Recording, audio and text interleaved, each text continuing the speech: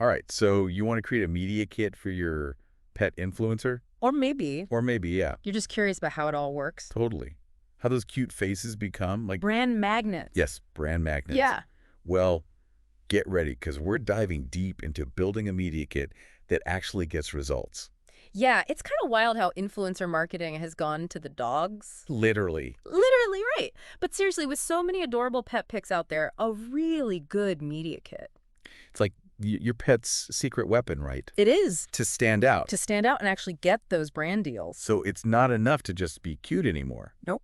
You got to prove it. Got to have that proof. This guide we're looking at, it compares a pet media kit to, get this, a resume. I love that analogy. Me too. Yeah. But instead of job experience, It's got those... irresistible quirks Yes. that make your pet... one of a kind. Exactly. It's all about showing why your pet would be awesome for a brand. Okay, so like, think about it. Brands. They get bombarded. They get a ton of messages every day. Exactly. So a media kit. Let's through the noise. Exactly. It's like saying, hey, Yes. we are This professional. is what you want us. Yes. Yes. It's like dressing for the job you want, you know? This is your pet's power suit in the world of brand deals. Totally. So why is this more than just a piece of paper? This guide we're digging into, it gives some pretty good reasons why having a media kit, Oh, it's a game changer. it is a game changer. It really is. So in your opinion, like, what's one of the biggest benefits of having a pet media kit?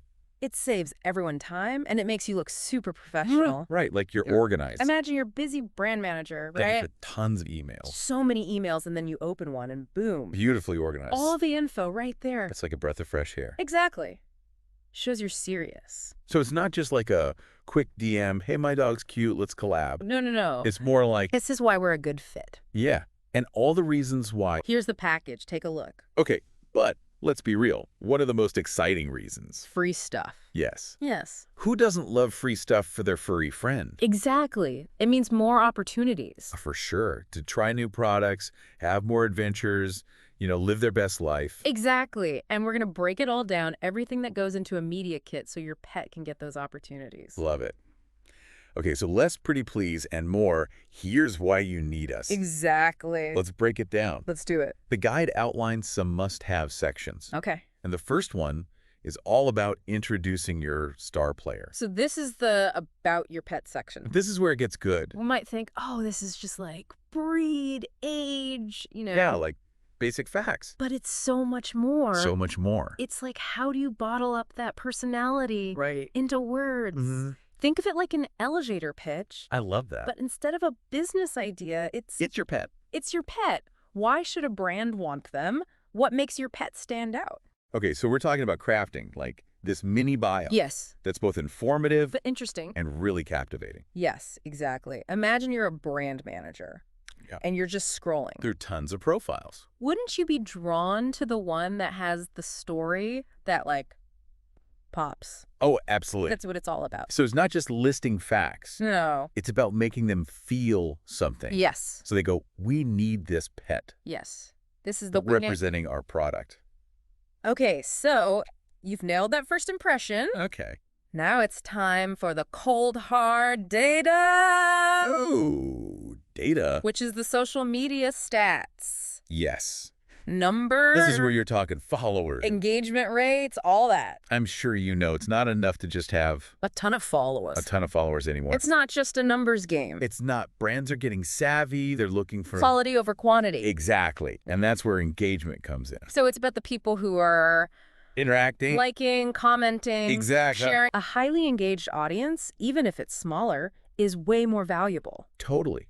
Because it shows that people actually care. Yes, that they're invested. That they're not just going to scroll past. And they're way more likely to, pay attention to the sponsored posts, the product recommendations. It's like that difference between having a casual acquaintance Right. versus like your really close friends. Yes. Like you care what your close friends think. Exactly. Those are the people that matter. Okay, that makes a lot of sense. And this leads us to another really important section, Okay. audience demographics. Okay, so tell us about this. So this is where you're telling the brands who your followers are. Okay, so like their interests, their age range, Exactly. location. All of that. Got it. Knowing your audience is pure gold for brands because they want to know if there's a match. Right. If their audience is the same as your audience. Exactly. Okay. Let's say, for example, your pet has a large following of young adults and they're really into sustainable living. And your pet always uses eco-friendly toys and accessories. I love that. A brand that aligns with those values is going to be way more interested. So you're not just saying, hey, these are people who like cute animals. You're saying, These are people who like this specific thing. yes, who align with their values. They align with what they're all about. I like it. And that's important to brands.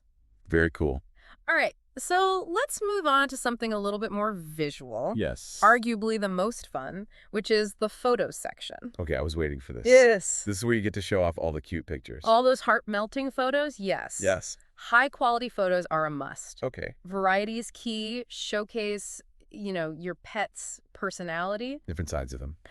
But while those candid shots are great for social media, having some professional-looking photos in your media kit Ooh. just elevates it. Makes it look really professional. It shows you're serious. Okay, so a good mix. A good mix of both. Got it. Don't be afraid to get creative, use different locations. Props. Props, yeah. I love it. Okay, now let's say you're just starting out. Yeah, what if you're brand new to this? What if your pet hasn't landed any of those big collaborations yet? Yeah. That's where the past collaborations section comes in. Okay. Don't worry if it's a little sparse. Yeah. Even small collabs, like working with local businesses or like pet-related events. Yeah. Okay. It just shows experience After you've done... that you're easy to work with. Yeah, it's like that first line on your resume. Exactly. Get your foot in the door. And it shows brands that you understand how a collaboration works. Okay. Very important. So that's key. Makes a lot of sense. Yeah. And of course, last but not least, making sure those brands can actually contact you. This seems pretty obvious. It seems like a no-brainer, but you'd be surprised. I bet. Make sure all your info is correct. Easy to find. Don't make them work for it. Exactly. Okay, so we've got this awesome media kit. It's ready to go. Now what? How do we actually get it in front of the right people? That's where the strategy comes in. Okay. Having a media kit is like having a shiny new fishing rod. Okay. It's the tool that's going to help you, Reel them in. land those brand deals, but Yeah. you got to know how to use it. You got to know where to fish. Exactly. Right. You can't just... You're not going to catch a marlin in a puddle. Exactly.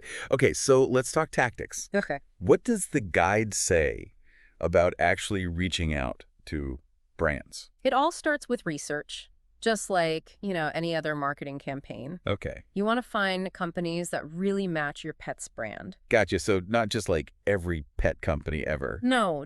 It's about finding... Just finding that perfect match. Yes. Yeah. Those brands that really vibe with your pet. So, for example, if your dog is all about, outdoor adventures, Yeah, loves a hike. hiking, camping, Exploring. think about those companies like the outdoor gear. Pet travel accessories, Yeah. stuff like that. Exactly. That makes sense. Target those companies. Okay, now once I've made this list of dream brands, how do I actually find the right person to contact? LinkedIn. Oh, LinkedIn. LinkedIn's your best friend. Okay, I love that. You can search those companies and then look for their marketing people, PR, partnerships. They're usually the ones in charge of that. Perfect. Okay, so LinkedIn stalking, but in a professional way, not a creepy way. Yes, exactly. Got it. Once you've found the right person, you need to craft that perfect email. Okay, so what's the magic formula? Give it to me straight. Keep it short and sweet, no novels. They don't have time for a novel, No, nobody has time for that. especially if they're getting hundreds of emails a day. Start with a really strong subject line Okay, that grabs their attention. so they want to open it. Yes. Got it. Personalize it. Mention something that you love about their brand or how your pet embodies their values. That's smart. Briefly introduce your pet. What makes them special? Yeah, why you think they'd be a good fit? Exactly. I catch you with a bit. Retouch your media kit. And then end with a clear call to action. Like, let's collab or something. Exactly. I'd love to chat about potential collaborations.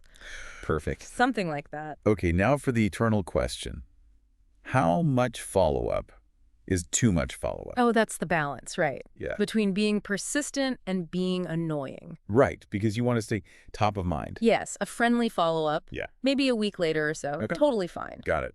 But if you don't hear back after a couple of tries, Yeah. it's probably best to Move on. move on. Yeah, there are other fish in the sea. Exactly. Okay, love it. So we've got the basics of the media kit. We've covered a lot. We've talked about how to reach out to brands. Now I want the pro tips. Okay. What are those things, those extra little details that can really elevate a pet media kit? Okay, well, one of the most important things is to think of it as a living document. Okay, what does that mean? You wouldn't send out a resume that's 10 years old. Right. So keep it updated. Keep it fresh. New photos, new stats. Yes. It's like a website. Always got to be updating it. Exactly. Another pro tip is to, remember we talked about aligning with the brand's values? Yes. Really try to highlight those in your media kit. Oh, okay. So if you're reaching out to a sustainable company, really play up those Exactly. eco-friendly products. Show that you're aligned with their values. That makes a lot of sense. That's important. Okay, last question, and it's a big one. Okay. What's that intangible thing, that special something, that really makes a pet influencer stand out from the crowd? I would say authenticity. Authentic. In a world of perfectly curated content, those genuine moments Yeah. are what people resonate with. Yeah, so don't be afraid to show The real. the real and raw. Exactly. Quirks, silly habits, all that. Because Yeah. at the end of the day, people can tell if it's genuine or not. Exactly. And that's what makes people connect with an influencer. Exactly, and that's what's going to get those dream brand collaborations. Love it. This has been so helpful. I feel like we could launch a brand for a pet rock at this point. It's amazing what goes into it. It really is. It's fascinating. But have fun with it. Stay true to your pet's personality. And who knows, maybe one day we'll be seeing your furry friend. On a billboard. On a billboard, exactly. You know, that is the dream. Until next time, keep those tails wagging and those cameras clicking. See you next time.